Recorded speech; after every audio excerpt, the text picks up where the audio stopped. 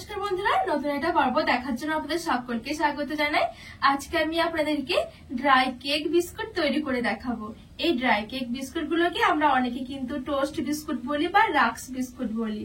খুবই সহজ ভাবে কিন্তু আপনারা ঘরে থাকা উপকরণের মধ্যে অল্প সময়ের মধ্যে কিন্তু তৈরি করে নিতে পারবেন। কোন রকম ডিম বা ওভেন ছাড়াই কিন্তু গ্যাসের চুলাতে খুবই সুন্দর এই ড্রাই কেক গুলো তৈরি করা যায়। তো বন্ধুরা চলুন আমি খুবই সহজভাবে আপনাদেরকে তৈরি করে দেখাবো। আশা করছি আপনাদের অনেক বেশি ভালো লাগবে। এবার আমি কিছু শুকনো জিনিস একটু ছেলে নেব। তো এখানে একটা মাপ লাগবে। তো মাপের জন্য আমি এখানে একটা ছোট সাইজের একটা বাটি নিয়েছি। যদি আপনাদের কাছে মেজারমেন্ট কাপ না থাকে এরকম একটা ছোট বাটি নিয়ে নেবেন। এবার আমি ছাকনা বসিয়ে দিয়েছি, দিয়ে দিচ্ছি 1 কাপ ময়দা আর নিয়েছি 1 কাপ আটা। আর এখানে নিয়েছি 10 টাকা দামের 1 প্যাকেট গুঁড়ো দুধ,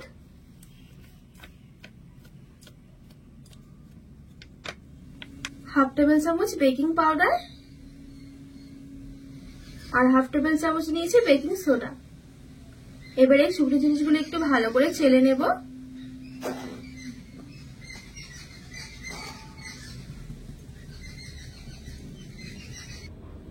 আর এভাবে করে কিন্তু কেক তৈরি করার আগে শুকনো জিনিসগুলো একটুখানি ছেড়ে নিলে কিন্তু কেকটাও অনেক সুন্দর হয়। যে কোনো কেক তৈরি করার আগে কিন্তু একটু শুকনো উপকরণগুলো ছেড়ে নেবেন, এতে করে কিন্তু কেকটাও খুব সুন্দর একবারে ফুলবে সব দিক থেকে সমানভাবে। তো এখানে আমি খুব সুন্দরভাবে ছেড়ে নিচ্ছি।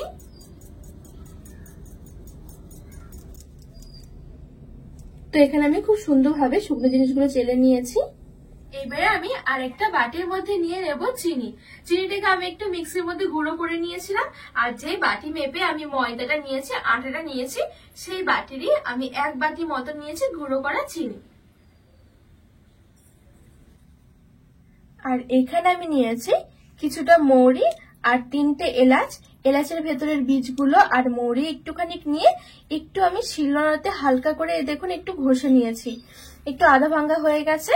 এবার আমি এই মৌরি আর এলাচের গুঁড়োটা দিয়ে দেব, সামান্য দিয়েছি। আর এখানে নিয়েছি ওই বাটিরই 1 বাটি মতন টক দই, একদম সামান্য একটু নিয়েছি লবণ। এবারে ভালো করে একটু মিশিয়ে নেব।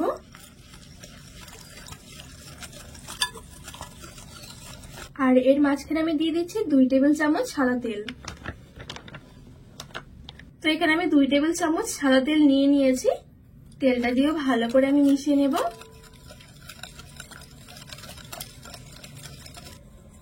তো এখানে আমি দই, তেল আর চিনিটা ভালো করে একটু মিশিয়ে নিয়েছি। এবারে যে এখানে আমি শুকনো উপকরণগুলো চেলে রেখেছিলাম এইগুলো এবার দিয়ে দেব।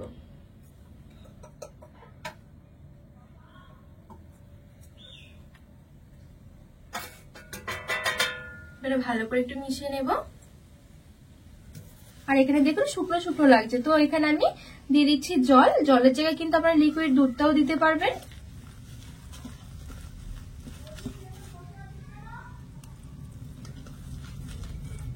তো এখানে আমি অল্প অল্প করে জল দিয়ে খুব সুন্দর করে একটা ব্যাটার তৈরি করে নিয়েছি।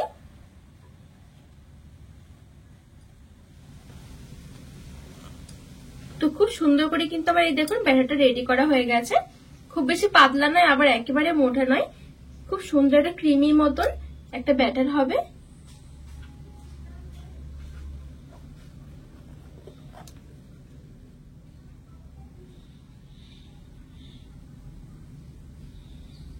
তো এবারে আমি এখানে একটা কেক মোল্ড নিয়েছি স্কোয়ার টাইপের, দিয়ে দিচ্ছি 1 চামচ সাদা তেল। তেলটা দিয়ে ভালো করে চারিদিকে লাগিয়ে নেব।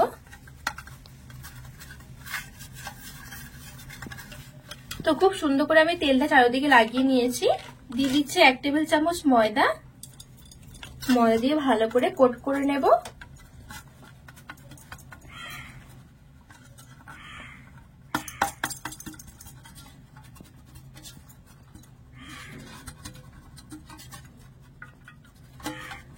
তো এখানে আমি ময়দা দিয়ে খুব সুন্দর করে চারিদিকটা কোট করে নিয়েছি। এরকম ময়দা দিয়ে কোট করলে কিন্তু কেকের কালারটাও খুব সুন্দর আসে। এবারে আমি যে কেকের জন্য ব্যাটারটা রেডি করে রেখেছিলাম এবারে দিয়ে দেব।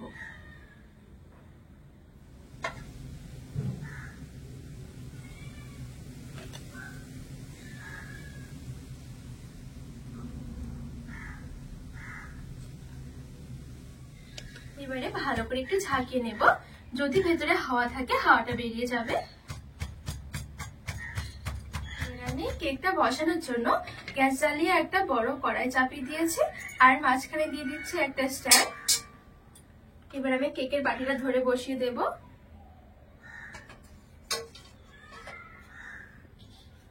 আর ঢাকা চাপা দিয়ে রেখে দেব প্রথমে 5 মিনিট মিডিয়াম আছে, তারপরে 35 মিনিটের মতন একদমই হালকা আছে। প্রথমে কিন্তু 5 মিনিট মতন মিডিয়াম আছে রাখতে হবে, ততক্ষণে কিন্তু আমাদের কড়াইটা ঢাকনাটা কেকের মোলটাও খুব ভালোভাবে গরম হয়ে যাবে। পরের 35 মিনিটের মতন কেকটা হওয়ার জন্য সময় দিতে হবে, একদমই হালকা আছে। তো বন্ধুরা এখানে মোটামুটি আমার পুরো 40 মিনিটের মতন হয়ে গেছে। এবার আমি দেখে নেব আমাদের কেকটা কেমন হয়েছে।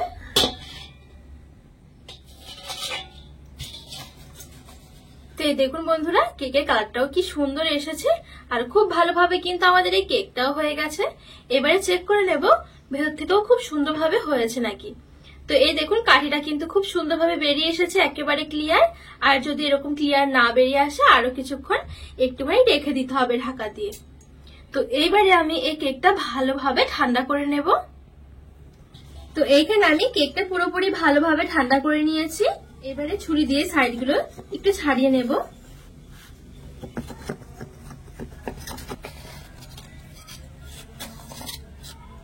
একটা থালা দিয়ে উল্টে এভাবে করে নিয়ে নিচ্ছি।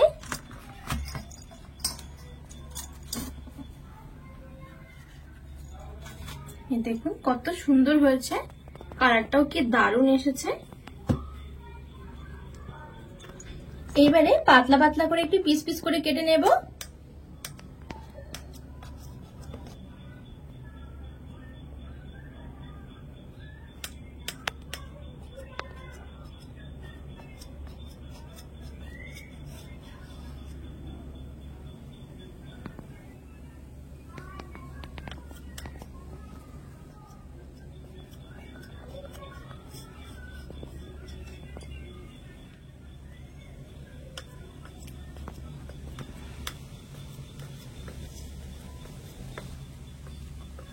তো এই দেখুন এখানে আমি লম্বা লম্বা করে কেটে নিয়েছি।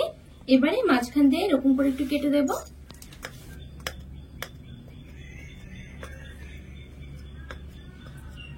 তো এই দেখুন এখানে আমি খুব সুন্দর করে একদম পিস পিস করে কেটে নিয়েছি। আর এখানে যতটা সম্ভব একটু পাতলা করে কাটার চেষ্টা করবেন।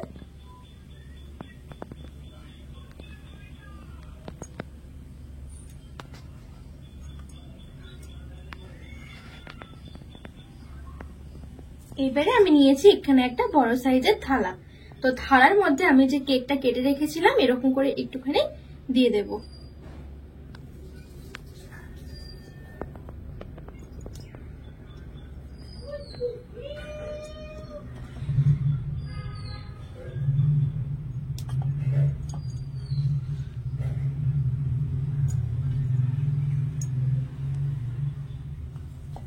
তো এই দেখুন থালার মধ্যে আমি এরকম করে নিয়ে নিয়েছি।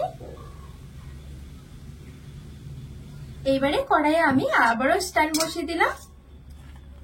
স্ট্যান্ড বসিয়ে এবার এই থালাটা আমি বসিয়ে দিচ্ছি। এবারে ঢাকা চাপা দিয়ে রেখে দেবো আমি পুরো 15 মিনিট। আর এই ড্রাই কেক গুলো কিন্তু এক পিঠটা হতে 15 মিনিটের মতন সময় লাগবে। তো ঠিক 15 মিনিট পর আপনাদেরকে আবার দেখাচ্ছি। তো আমি এখানে রেখে দিয়েছিলাম একদমই হালকা আছে পুরো 20 মিনিট। আর এই দেখুন এখন দেখাই 20 মিনিট পরে নিচের দিকটা কত সুন্দর কালার এসেছে। এই দেখুন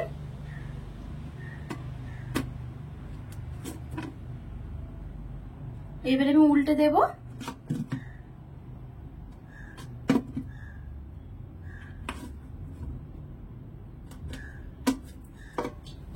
আবারও ঢাকা চাপা দিয়ে রেখে দেব পুরো 20 মিনিট।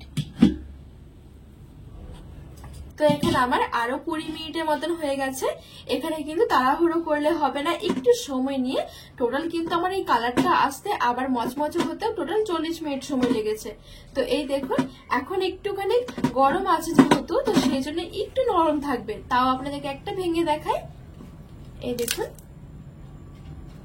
যখন এটা পুরোপুরি ঠান্ডা হয়ে যাবে তখন কিন্তু আরো মচমচে হয়ে যাবে।